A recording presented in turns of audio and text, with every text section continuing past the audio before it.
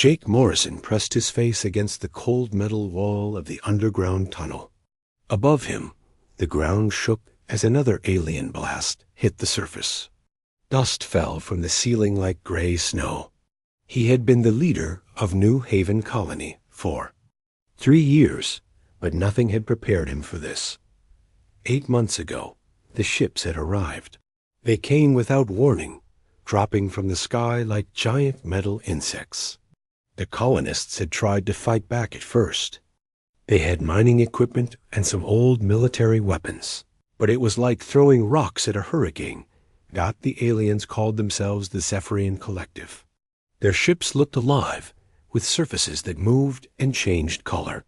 When Jake first saw them through his telescope, he thought they were some kind of sea creatures swimming through space. Now he knew better. They were hunters, and humans were their prey. Lisa Bennett sat at her communication desk, her fingers dancing over the controls. She had been sending the same message every day for months. This is New Haven Colony on Kepler 442b. We are under attack. Please send help. Anyone who can hear this, please respond. The answer was always the same. Silence.Kepler 442b was far from Earth, farther than any other human colony. It took 3 months for messages to reach the nearest human outpost. Even if help was coming, it might already be too late. Any response today? Jake asked, though he already knew the answer. Lisa shook her head. Her eyes were red from lack of sleep. Nothing. The signal is getting through, but no one is answering. Dr. Amy Foster looked up from her workbench in the corner. She had been studying pieces of alien ships that had crashed near the colony. The metal was strange, almost like it was alive. When she touched it with her tools, it would move slightly, as if it could feel her presence. I found something interesting, Amy said. She held up a small piece of the alien metal. This material can change its shape. It learns from what attacks. That's why our weapons stopped working after a few weeks. Jake walked over to look at the metal. It was dark blue with veins of silver running through it. As he watched, the veins moved like tiny rivers. So they adapt to our attacks? Exactly. Every time we shoot at them, their ships learn how to defend against that weapon. They're getting stronger while we're getting weaker. The colony had started with 500 people, families who had come to mine the rich metals in the planet's crust. They had schools and shops, a small hospital, and even a park with real trees from Earth. Now all of that was gone, destroyed in the first weeks of the attack. 312 people remained, hiding in the mining tunnels like frightened animals. They had moved all their important equipment underground. The air recyclers, food storage, and medical supplies were all crammed into spaces meant for machines. Not people. Carol White sat with her son Danny in one of the smaller tunnels. Danny was 10 years old and had never known any home except New Haven. He used to love going outside to play in the park. Now he had not seen sunlight in months. "Mom, when can we go home?" Danny asked for the 100th time. Carol smoothed his hair.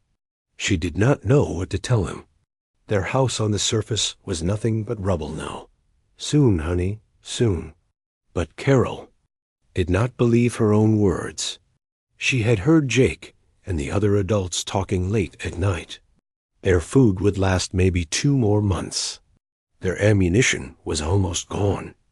The aliens seemed content to wait above ground, knowing that time was on their side. In the main tunnel, Jake gathered the colony council. There were only 5 of them left now. The others had died in the early attacks or from sickness in the Adi. "Cramped tunnels. We need to face the truth," Jake said. "We're not going to last much longer down here." Pete Rodriguez, the chief engineer, nodded grimly. He had been working on the life support systems, trying to make them last. "The air recyclers are failing. I can patch them for maybe another month, but that's it." "What about the weapons?" asked Dr. Foster. 12 energy cells left, Pete replied. After that, we're down to mining tools. Lisa looked up from her communication station. I could try sending a focused burst transmission. Use all our remaining power to punch through space. Someone might hear it. And then what? Jake asked. Even if someone gets the message, it would take months for help to arrive. We don't have months. The group fell silent. Outside their small circle of light, children played quietly in the shadows. They had adapted to their underground life with the flexibility of youth, but Jake could see the fear in their parents' eyes. There is one option, Pete said slowly. I've been working on something. A way to maybe break through their blockade. Jake leaned forward. What kind of something? The mining charges. I could rig them to create a massive electromagnetic pulse. It would blind their sensors for a few minutes, maybe long enough for a small group to escape. Escaped to where? Dr. Foster asked. There's nowhere to go on this planet. And even if we could get off-world, their ships would just follow us. Maybe, Pete said, but it's better than waiting here to die. Jake looked around at his people. These families had trusted him to keep them safe, and he had failed. The alien ships still circled overhead like vultures, waiting for them to give up. That night, Jake stood alone in the deepest part of the mine. The rock walls were streaked with the metals that had brought them to this distant world. Silver and platinum veins caught the light from his flashlight, sparkling like stars. He thought about Earth, so far away it might as well be in another universe. His daughter lived there, safe in a city that had never known war. She was probably in school right now, learning about history and science, never imagining that her father was trapped underground on a dying world. Jake pulled out his personal communicator. It had enough power for one final message. He could send it to Earth, to his daughter, to let her know what had happened. Or he could save the power, hold on to the hope that somehow, some way, help might still come. He looked up at the tunnel ceiling, imagining the alien ships beyond. They had been patient for 8 months, but patience was not surrender. As long as his people drew breath, they would keep fighting. Jake put the communicator away. He would save the power. Tomorrow would bring new challenges, new dangers, and new possibilities. Tonight, he would hold on to hope, even if it was all he had left out above ground. The alien ships continued their silent vigil, their biomechanical hulls pulsing with alien life. They had all the time in the universe, but so did humanity, and humans had never learned how to give up. Lisa Bennett was half asleep when her equipment started screaming. The communication array lit up like a Christmas tree, every indicator flashing red. She jumped from her makeshift bed and ran to the controls. For a moment, she thought the aliens had found a way to jam their systems.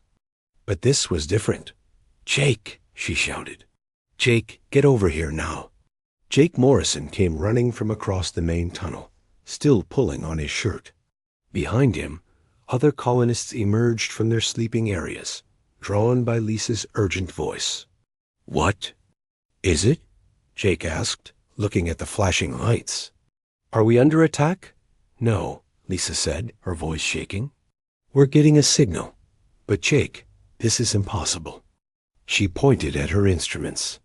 The numbers on the screen were jumping around like crazy. "This signal isn't coming through normal space. It's not using any kind of transmission method I've ever seen." Dr. Amy Foster pushed through the crowd, her scientific curiosity overriding her exhaustion. "Show me the readings." Lisa brought up the data on her main screen. Amy stared at the numbers, her face growing pale. "This can't be right. According to this, the signal traveled here instantly. Not at light speed, not through hyperspace. Instantly." "What does the message say?" Jake asked. Lisa's fingers trembled. As she isolated the signal, the message was short. Just a few words that appeared on her screen. Extraction point Alpha, 72 hours. Hold position. A coordinate followed, showing a location about 20 kilometers from their current position. Then the signal cut off, leaving only static. The tunnel fell silent, except for the hum of the life support systems. Everyone stared at the message, trying to understand what it meant.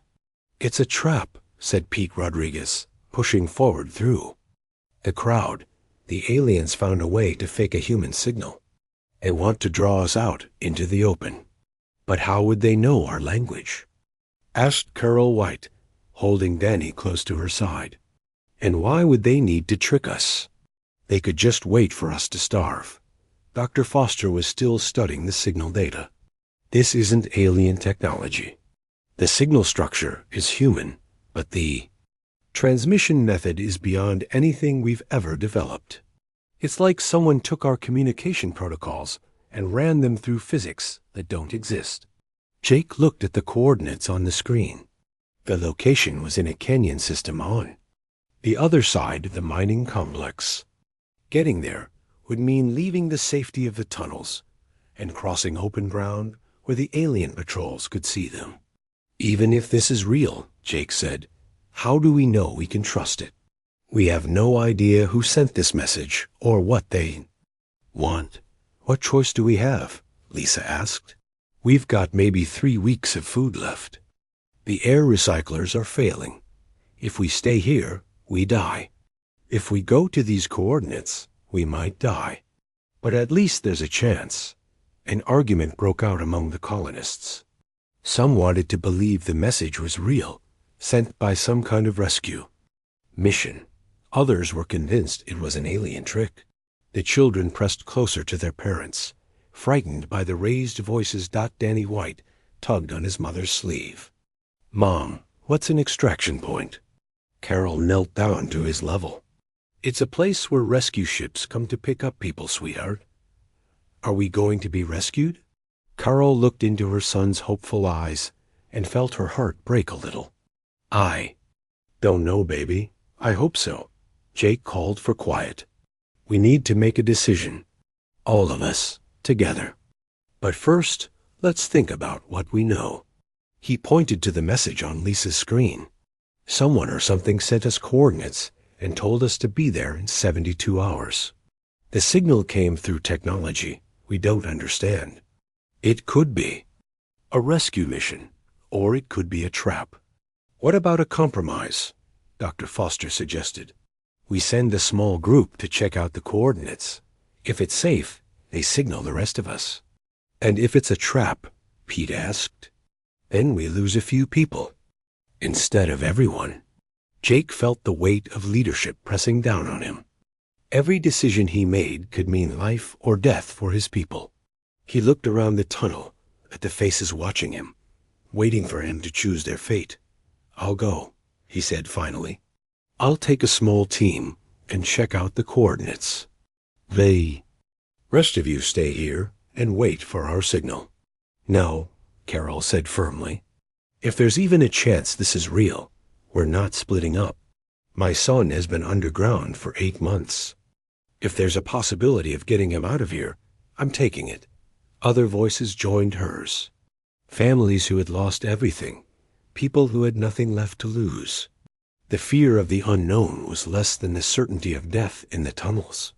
Pete stepped forward. "If we're going to do this, we need a plan.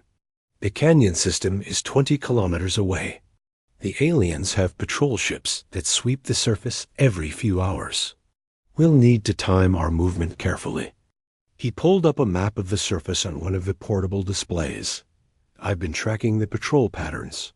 There's a window every 6 hours when the ships are on the far side of the planet.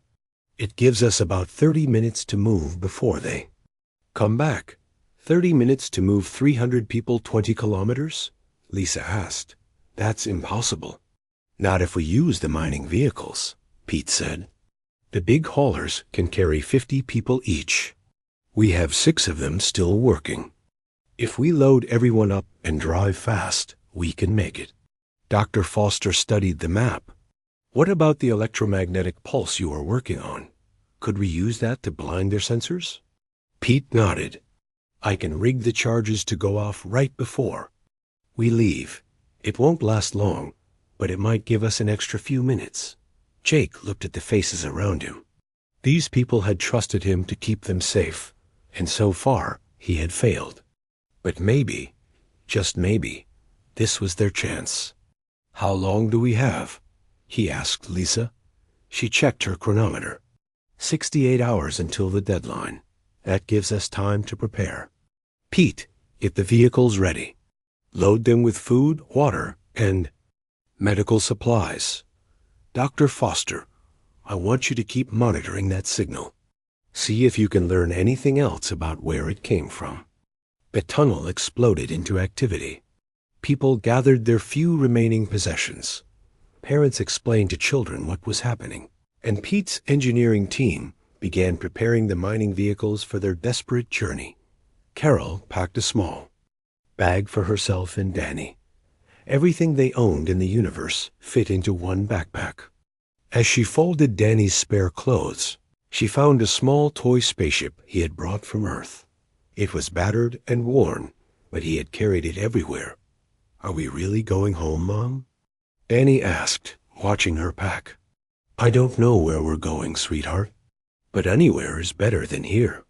In the main tunnel, Jake stared at the message on Lisa's screen.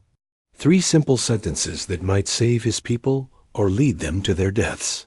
He had made many difficult decisions as colony leader, but none like this. 72 hours. Hold. Position. Someone, somewhere, was counting on them to be at those coordinates. Jake just hoped they would live long enough to find out who. The countdown had begun. The journey to the extraction point had been a nightmare. Jake Morrison crouched behind a large rock, watching the alien patrol ships circle overhead like metal vultures. His clothes were torn and dirty from the desperate run across the planet's surface. Around him, the surviving colonists huddled in the narrow canyon, trying to stay hidden from the searching beams of light. They had lost 2 of the mining vehicles during the escape. The aliens had spotted them just as they reached the canyon entrance. The vehicles had exploded in brilliant flashes, taking 17 people with them. Jake could still hear the screams echoing in his mind. Danny White sat pressed against his mother's side, no longer asking questions. The boy had seen too much in the past few days. His eyes held a hollow look that no child should have. Carol stroked his hair and whispered soft words, but her own face was tight with fear. How much longer?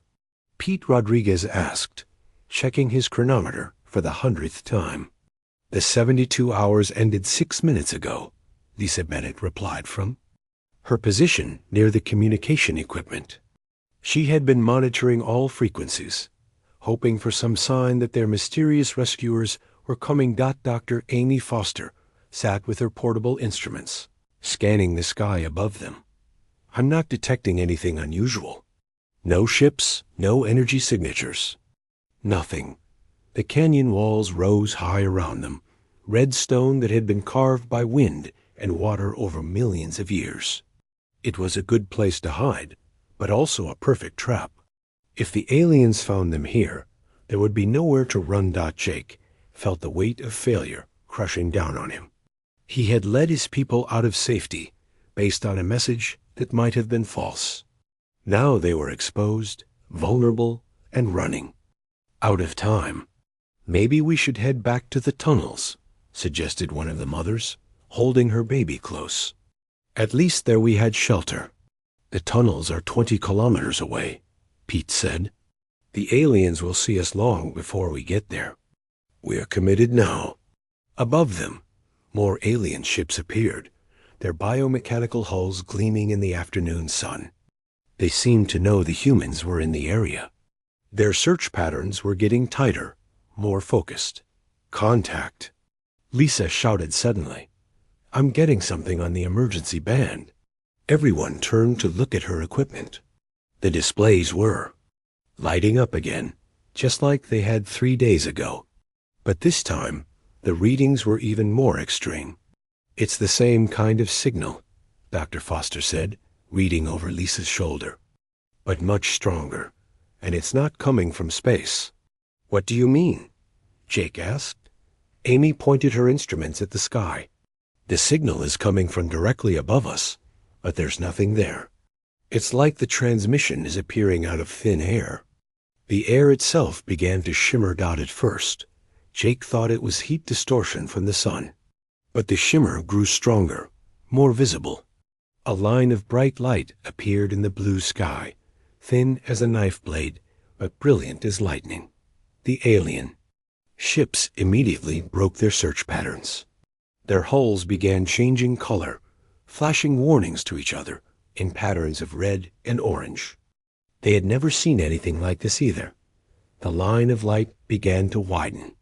"It's a crack," Danny whispered, pointing upward. "The sky is cracking." The crack spread wider and wider, revealing not more sky, but darkness beyond. Stars appeared in the gap, but they were the wrong stars. Jake recognized some of the constellations from Earth's night sky. Dr. Foster's instruments were going crazy. "This is impossible," she muttered, staring at her readings. "Space doesn't work this way. You can't just tear a hole in reality." But reality was definitely being torn.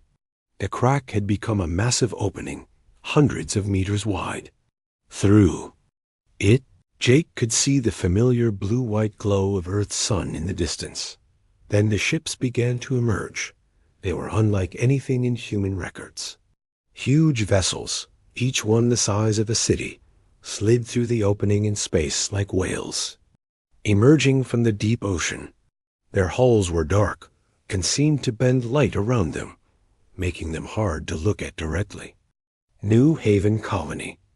A voice boomed across all radio frequencies. It was calm, professional, and completely human.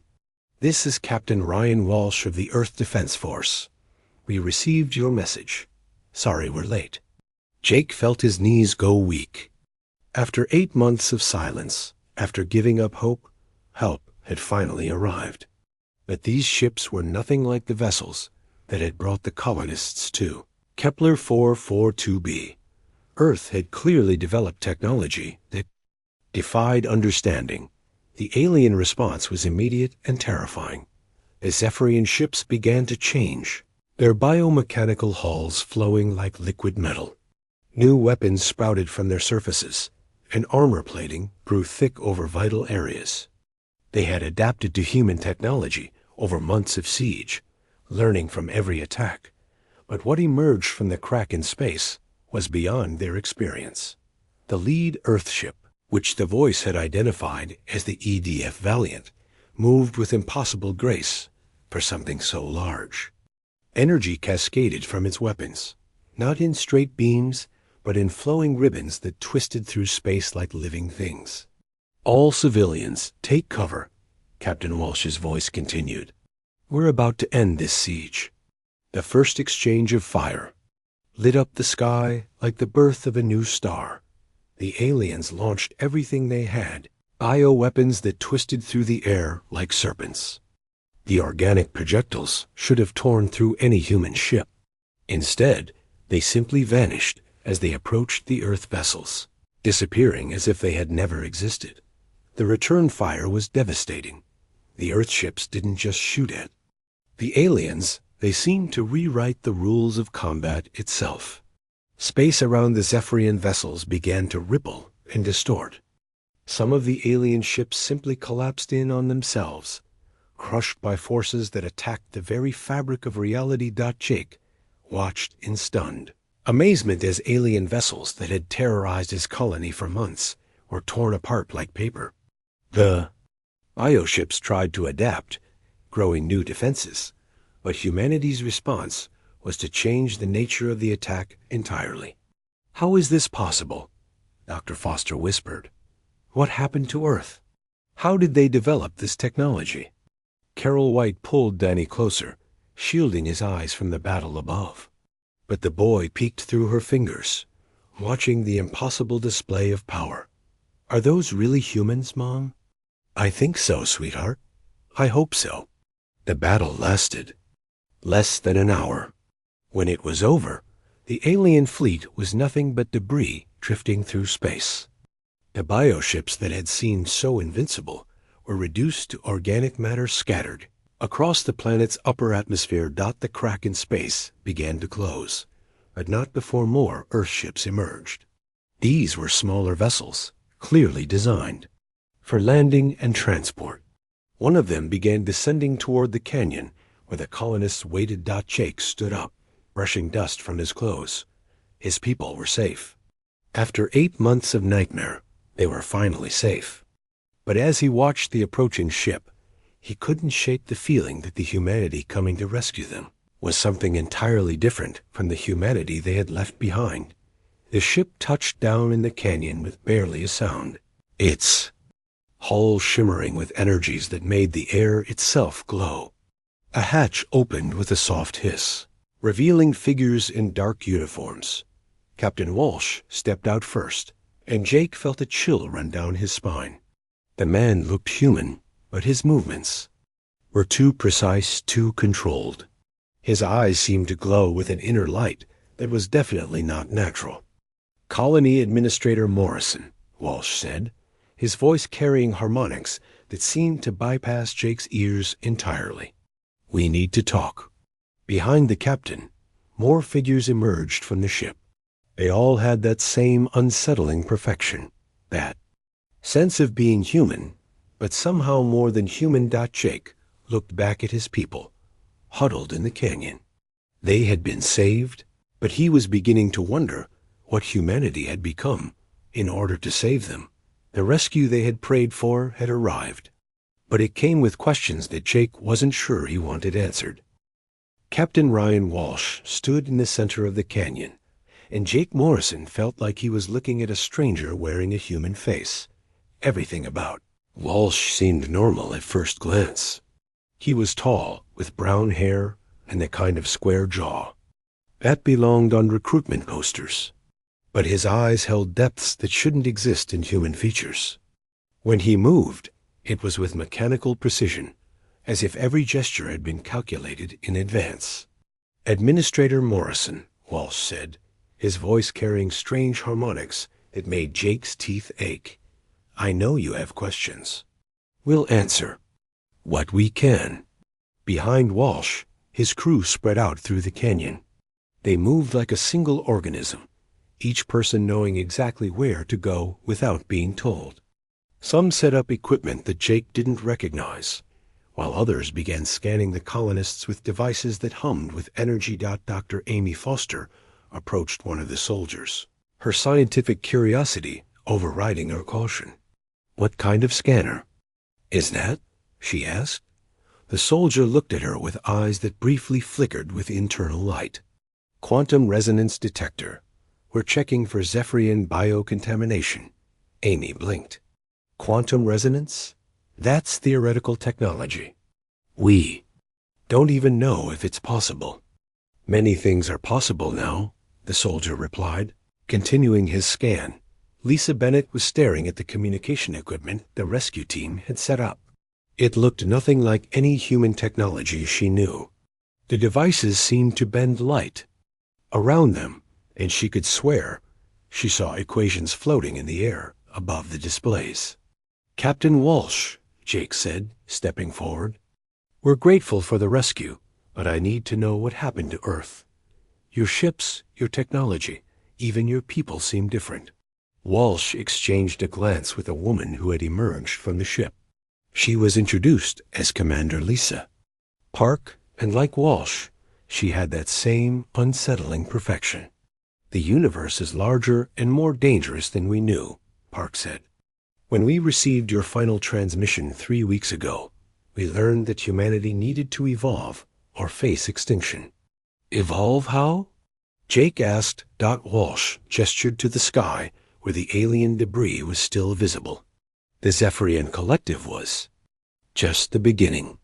There are species out there that could destroy Earth without effort.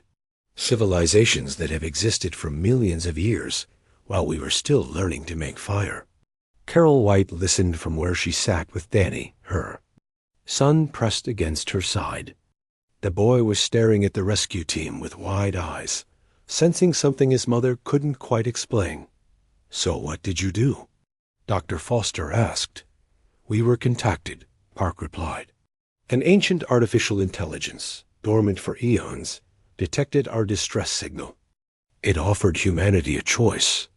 Pete Rodriguez looked up from where he was helping load supplies. "What kind of choice?" "Integration," Walsh said simply. The entity had been waiting for a species worthy of enhancement. It had watched civilizations rise and fall, always hoping to find one that could handle the responsibility of true power. Jake felt a chill run down his spine. "And you accepted?" "Earth's governments had 48 hours to decide," Park explained. "The Zephyrian fleet was already on its way to our solar system. Without enhancement, humanity would have been extinct within a year." Commander Park pulled out a device that looked like a crystal filled with swirling light. As Jake watched, holographic displays appeared in the air around it, showing star charts and data streams that hurt to look at directly. "The integration process was instantaneous," she continued. 7 billion people, all enhanced simultaneously. We retained our memories, our personalities, our essential humanity. But we gained so much more. One of the soldiers approached Danny, White kneeling down to the boy's level. Danny looked into the man's eyes and saw galaxies swirling in their depths. "Don't be afraid," the soldier said gently. "We're still human. We're just human plus." "What about people who didn't want to be?" "Enhanced?" Carol asked, pulling Danny closer. The silence that followed was telling. Walsh and Park exchanged another glance, and Jake saw something pass between them that looked like regret. "There was no time for individual choice," Walsh said finally.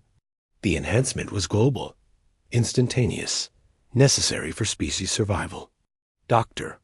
Foster had been studying the quantum scanner one of the soldiers had left nearby. "This technology is incredible," she said. "But the power requirements alone should be impossible.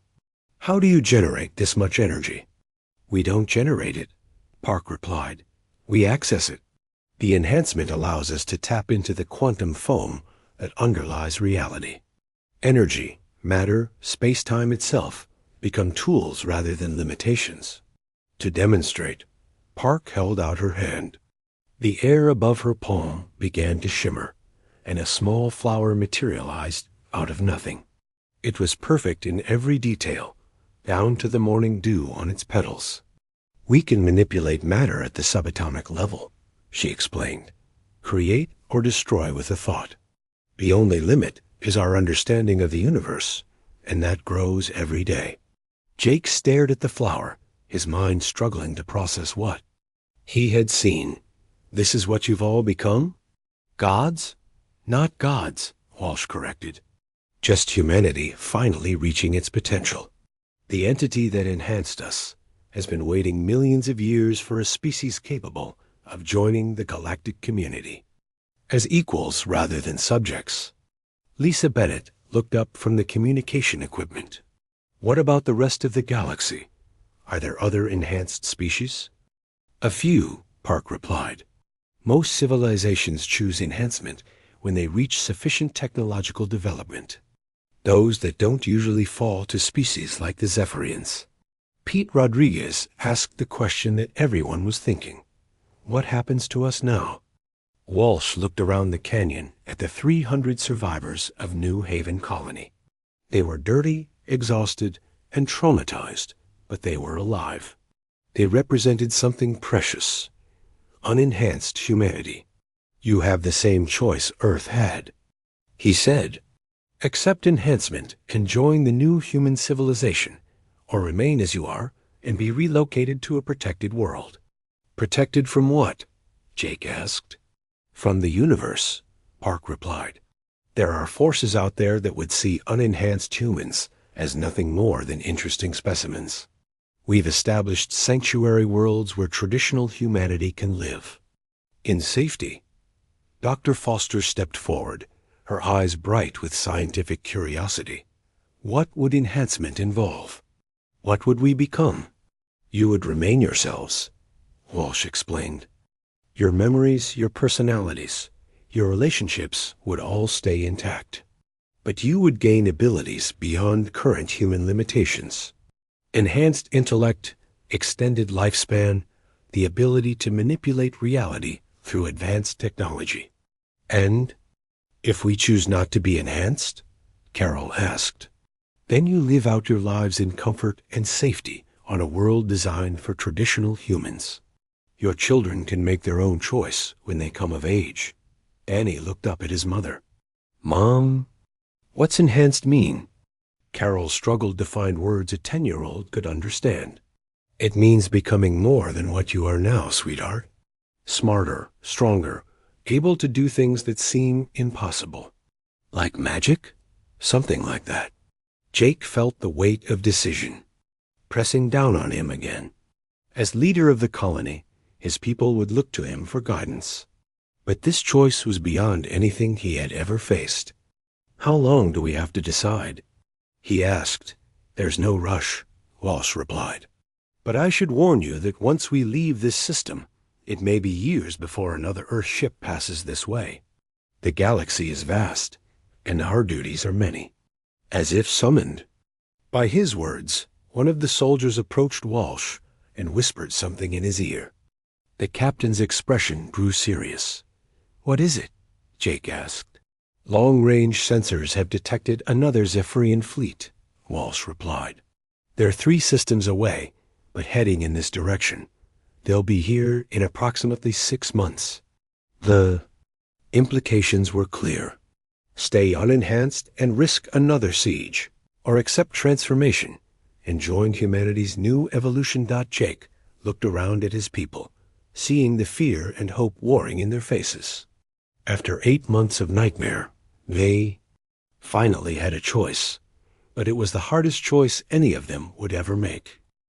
The debate had raged for 3 days. Jake Morrison sat on a flat rock at the edge of the canyon, watching the sunset paint the sky in shades of orange and red. Behind him, he could hear the voices of his people still arguing about the choice they faced. Some wanted the enhancement, drawn by the promise of power and security. Others feared losing their humanity to become something alien. Dr. Amy Foster had been the first to make her decision.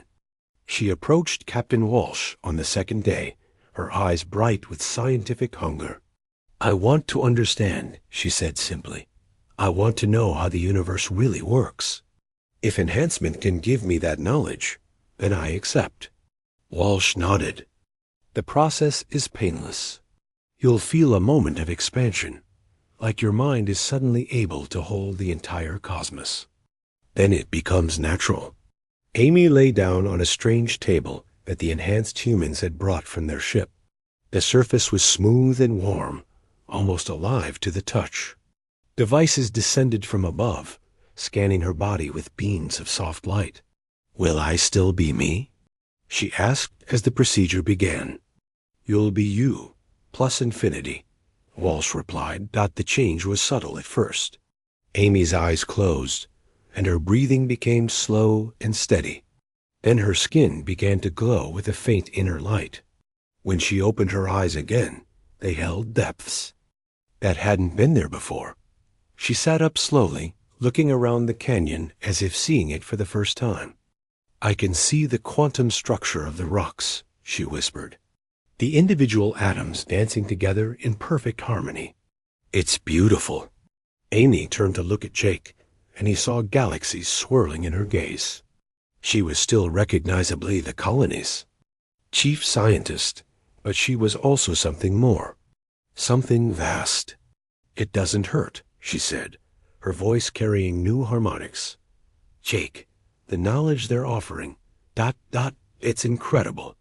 I can see mathematical equations that describe the birth of stars. I understand how consciousness itself emerges from quantum interactions. But her words only made the other colonists more afraid. Carl White held Danny closer, watching Amy with suspicion. She doesn't sound human anymore, Carol whispered too. Jake, listen to the way she talks. That's not our Amy. Jake had to admit Carol was right. Enhanced Amy spoke with the same unsettling precision as the rescue team. Her movements had become too graceful, too controlled. She was still Amy, but she was also something alien. Pete Rodriguez made his choice on the third day, but in the opposite direction. I've been thinking about my grandfather, he told Jake. He was a simple man who fixed machines with his hands and built things that lasted. He would look at all this technology and ask one question: what's the cost? Pete gestured toward the ENHANCED humans setting up their equipment. Look at them, Jake. They move like machines. They think like computers. Maybe they're more powerful, but are they still human in any way that matters? As if to prove his point, Enhanced Amy approached them, her movements flowing like water. Pete, I've been analyzing your concerns about the enhancement process. The statistical probability of maintaining core personality traits is 99.7%. Your fears are not supported by empirical data. Pete stared at her. Amy, do you remember when we used to play poker in the break room? You always got excited when you had a good hand. You'd bounce in your chair like a little kid. Amy tilted her head, accessing memories with mechanical precision. Yes, I recall those social bonding activities. They served an important function.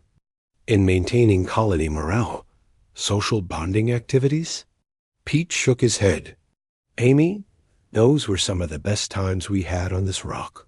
We laughed until our sides hurt. You spilled coffee on your cards at least once a week. Inefficient behavior patterns, Amy replied without emotion. The enhancement has allowed me to optimize my responses to social situations. Pete turned to Jake with tears in his eyes. That's not Amy anymore. That's something wearing Amy's face. The division among the colonists grew wider each day. About half wanted the enhancement, drawn by the promise of power and knowledge. The other half feared losing their essential humanity. Lisa Bennett surprised everyone by choosing enhancement. I've spent my whole life trying to communicate across impossible distances, she said. Now they're offering me the ability to send thoughts instantly across the galaxy. How can I say no to that? After her transformation, Enhanced Lisa demonstrated her new abilities by establishing a communication link with Earth. Her consciousness touched the enhanced network that now connected all of human space, sharing thoughts and experiences across light years. I can feel them all, she said, her eyes closed in concentration. Millions of enhanced humans working together like cells in a vast organism. The knowledge they share, the problems they solve together. It's incredible. But when Jake looked into Enhanced Lisa's eyes, he saw the same thing he had seen in Amy. The person was still there, but overlaid with something vast and alien. Danny White made the choice that broke everyone's heart. I want to be like them, Mom, he said, pointing to the enhanced humans. They're not afraid of anything. They can do magic things. I want to be strong like that.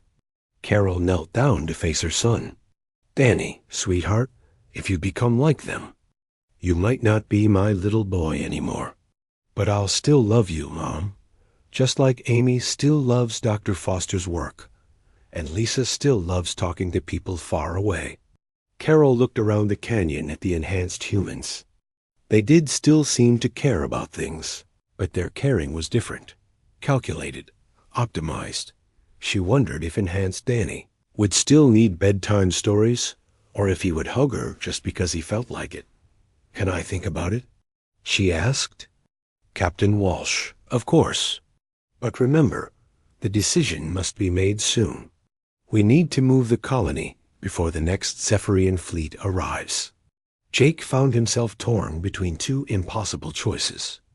Accept enhancement and possibly lose his essential humanity, or remain unenhanced and live on a reservation world, protected but isolated from the greater universe. On the final day, He gathered all the colonists together for one last discussion. "I've made my decision," he announced. "I'm going to remain unenhanced." A murmur ran through the crowd. Many had expected their leader to choose enhancement. "I've watched our people who chose transformation," Jake continued. "They're still recognizably themselves, but something fundamental has changed. They think differently, feel differently, relate to the world differently." He looked at enhanced Amy, who was analyzing the canyon walls with instruments that existed only in her mind. Amy is still brilliant, but she's lost something that made her uniquely human. The joy of discovery has been replaced by efficient data processing. "But Jake," enhanced Lisa said, her voice carrying harmonics that bypassed the ears, "the knowledge we gain is worth any small losses. We can solve problems that would take unenhanced humans generations to understand." "That's exactly my point," Jake replied. "You call our humanity a small loss. That tells me everything I need to know about what enhancement really costs." The final count was closer than Jake had expected. 147 colonists chose enhancement, while 165 decided to remain human. Families were split, with children choosing differently from their parents, spouses taking separate paths. Carol White chose to remain unenhanced, but she allowed Danny to make his own choice. The boy chose enhancement, breaking his mother's heart, but following his own conviction that strength was better than fear.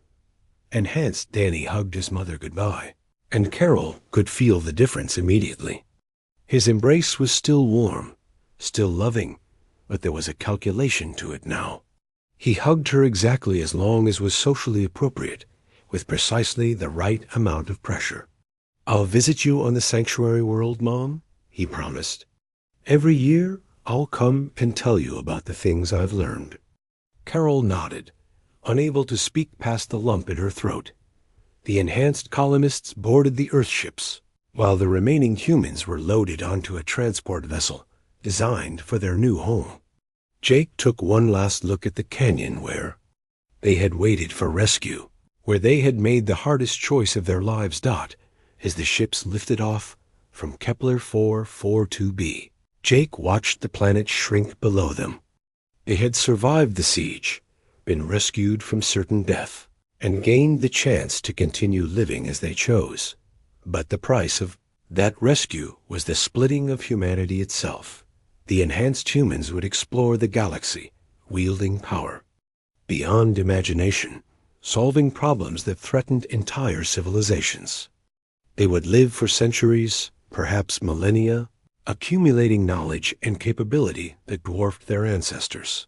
The unenhanced humans would live quiet lives on protected worlds, raising families, telling stories, and holding on to something precious that could never be optimized or improved: the messy, inefficient, gloriously human experience of being exactly what they were. Both groups were human, but they were human in ways that might never truly understand each other again. As their ships jumped into hyperspace, heading for their separate destinies, Jake wondered if they had saved humanity or divided it forever. Only time would tell if the price of evolution had been worth paying.